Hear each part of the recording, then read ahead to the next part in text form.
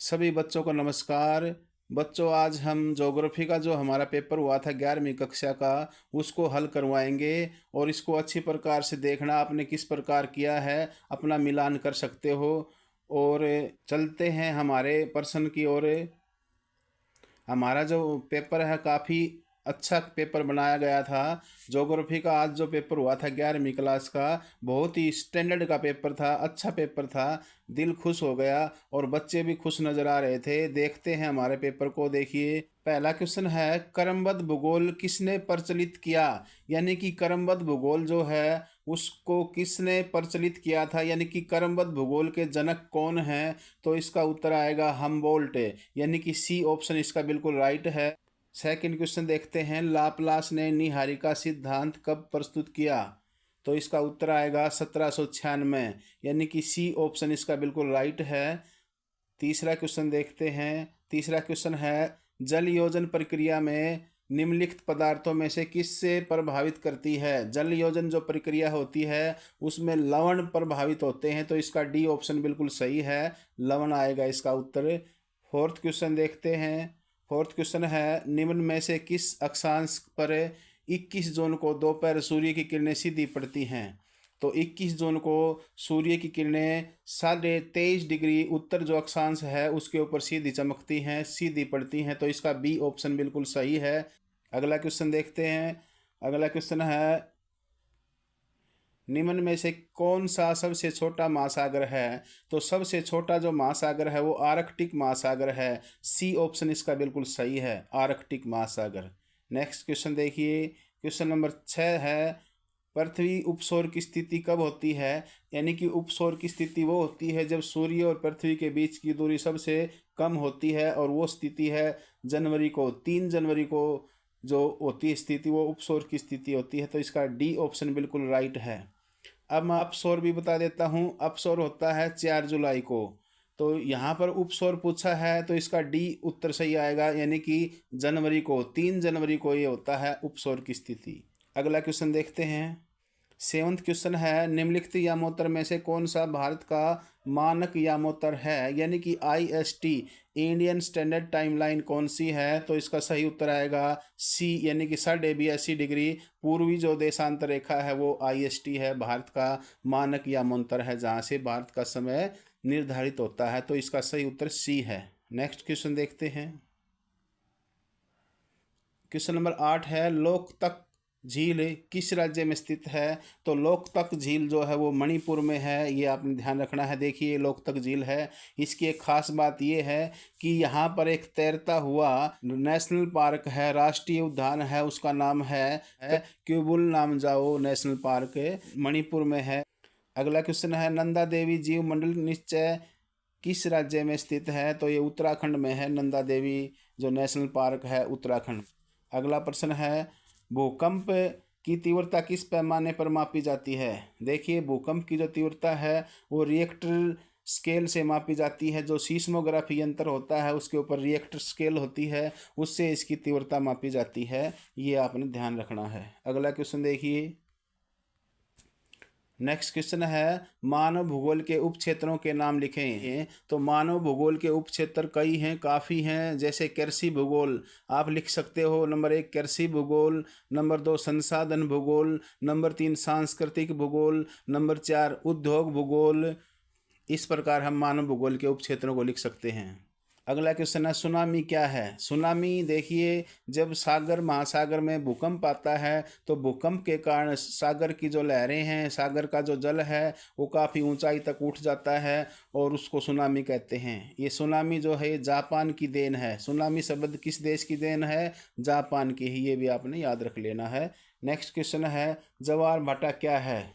सागरीय जल के ऊपर उठकर आगे बढ़ने को ज्वार कहते हैं, और जल के पीछे हटने को और नीचे गिरने को भाटा कहा जाता है। ये एक निश्चित समय में दिन में लगभग 2 बार ज्वार भाटा आता है। ये ज्वार भाटा सागर का जल ऊपर उठता है और नीचे गिरता है, इसको ज्वार भाटा कहते हैं।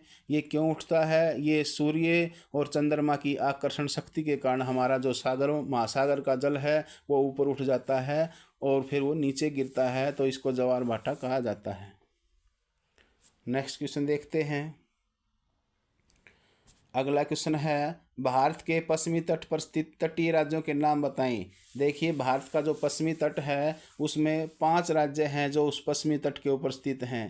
पहला है, ऊपर से चलते हैं, गुजरात, फिर महाराष्ट्र, फिर गोवा, फिर कर्नाटक और फिर लास्ट में है केरल। ये इस प्रकार 5 राज्य हैं जो हमारे पश्चिमी तट के ऊपर स्थित हैं। इनमें सबसे लंबी जो तट रेखा लगती है वो गुजरात को लगती है, ये भी आपने नोट कर लेना है। अगला प्रश्न देखिए, अगला प्रश्न है, मानसूनी वर्षा की 2 मुख्य विशेषताएं क्या हैं। मानसूनी जो वर्षा है उसकी मुख्य विशेषता एक तो ये है कि मानसून जो होती है वर्षा वो अनिश्चित है। अनिश्चित यानी कि कभी 10 दिन पहले आ जाती है, कभी 10 दिन बाद में आती है। अनिश्चित है, टाइम जो है कुछ आगे पीछे हो जाता है। वैसे भारत में सामान्यतः मानसून जो है केरल में 1 जून को प्रवेश कर जाती है। जून का जो पहला सप्ताह है उसमें मानसून आ जाती है। लेकिन इसकी विशेष बात यह है कि ये अनिश्चित है और अनियंत्रित। दूसरी विशेषता अनियंत्रित, यानी कि अनियंत्रित का मतलब है कभी ज़्यादा वर्षा कर देती है, कभी कम वर्षा होती है, कभी बाढ़ आ जाती है, कभी सूखा पड़ जाता है। तो ये इसकी विशेषताएं हैं मानसूनी वर्षा की, अनिश्चित और अनियंत्रित। अगला प्रश्न देखिए, अगला क्वेश्चन है 16 का क्वेश्चन है, सूखे के 2 प्रभाव लिखें। सूखे के जो प्रभाव हैं, काफ़ी प्रभाव पड़ता है सूखे से। हमारी जो दिनचर्या है वो प्रभावित होती है, अर्थव्यवस्था भी प्रभावित होती है। तो इसमें पहला तो लिख देना आप, पानी की कमी। सूखे का एक प्रभाव है पानी की कमी, यानी कि जब सूखा पड़ता है तो पानी की कमी हो जाती है और दूर तक, कई किलोमीटर दूर तक पीने योग्य पानी सिर के ऊपर लाना पड़ता है। तो पहला प्रभाव तो ये है पानी की कमी। दूसरा प्रभाव क्या है कि किसानों की जो आय है उसमें कमी आ जाती है। किसान और खेती में लगे हुए जो श्रमिक हैं उनकी अर्थव्यवस्था डगमगा जाती है, उनकी आर्थिक स्थिति कमज़ोर हो जाती है। इसके अतिरिक्त और भी काफ़ी इसके प्रभाव हैं सूखे से। जीव जंतु पक्षी हैं वो मर जाते हैं और जो भूमिगत जल है वो भी काफ़ी नीचे चला जाता है। अगला प्रश्न देखिए, क्वेश्चन नंबर 17 है, पार्थिव और जोवियन ग्रहों में अंतर। बहुत ही आसान है ये प्रश्न। जो पार्थिव ग्रह हैं ये पृथ्वी जैसे कठोर हैं, जबकि जोवियन ग्रह हैं गैस के बने हुए हैं या बर्फ़ के बने हुए हैं। एक तो ये अंतर हो गया कि पार्थिव ग्रह हैं वो कठोर हैं, पृथ्वी जैसे चट्टानों के हैं, जबकि जोवियन ग्रह हैं गैस के बने हुए हैं, हल्के हैं। दूसरा अंतर क्या है, पार्थिव जो ग्रह हैं वो पृथ्वी के नज़दीक हैं, जिनमें देखिए बुध, शुक्र, पृथ्वी, मंगल। बुध, शुक्र, पृथ्वी, मंगल जो पहले के 4 ग्रह हैं ये पार्थिव ग्रह हैं। जबकि बाह्य जो ग्रह हैं, जोवियन ग्रह हैं, ये बाह्य ग्रह हैं, जिसमें बृहस्पति, शनि, अरुण, वरुण ये बाह्य ग्रह हैं, ये जोवियन ग्रह हैं। अगला प्रश्न है, अपक्षय क्या है। भौतिक अपक्षय का वर्णन करें। तो अपक्षय देखिए, पहले मौसम की विभिन्न प्रक्रियाओं द्वारा या स्थानिक विविधता के कारण जब चट्टानें अपने मूल स्थान पर टूट जाती हैं तो उसको अपक्षय कहा जाता है। भौतिक अपक्षय में क्या आएगा, भौतिक अपक्षय में सूर्य ताप, यानी कि सूर्य की जो ताप है उससे अपक्षय होता है। दूसरा, पवन से जो अपक्षय होता है वो भौतिक अपक्षय में आता है। तीसरा, स्नोफॉल से जो चट्टानें टूट जाती हैं तो वो भौतिक अपक्षय में शामिल की जाती हैं। भौतिक अपक्षय से पलवीकरण हो सकता है और पिंड विच्छेदन हो सकता है। तो इस प्रकार आपने ये अपक्षय का जो क्वेश्चन है, क्वेश्चन नंबर 18 आपने कर देना है। अब अगला प्रश्न है, पृथ्वी की आंतरिक संरचना का वर्णन करें। मैंने इसकी पृथ्वी की जो आंतरिक संरचना है इसकी बहुत ही अच्छी वीडियो बना रखी है, उसका लिंक मैं इसके डिस्क्रिप्शन में दे दूंगा, आप देख लेना। बहुत अच्छी प्रकार से मैंने क्लास में भी समझा रखा है पृथ्वी की आंतरिक संरचना। इसमें बताना है सियाल, सीमा, निफे, ये 3 परतें होती हैं। अगला प्रश्न है, वायुमंडल के संगठन की व्याख्या करें। ये भी बहुत अच्छी प्रकार से समझा रखा है, वीडियो है वो भी डिस्क्रिप्शन में लिंक दे दूंगा, वो देख लेना। वायुमंडल के संगठन की व्याख्या करें। अगला प्रश्न हम मानचित्र को करते हैं। देखिए मानचित्र में क्या पूछा है, देखिए मानचित्र में पूछा है महानदी। महानदी कहाँ है, महानदी उड़ीसा में है। मैं मानचित्र पर आपको दिखाऊंगा। चिल्का झील, ये भी उड़ीसा राज्य में है। चिल्का झील।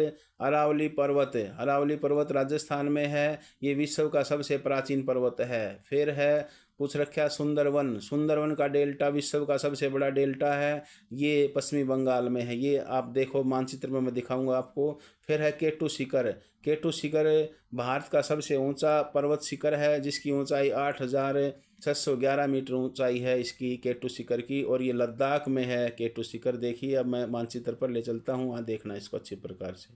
देखिए केटू है, ये लद्दाख में है केटू, यहाँ पर दिखा रखा मैंने, ये केटू है, आप नोट कर लेना इसको अच्छी प्रकार से।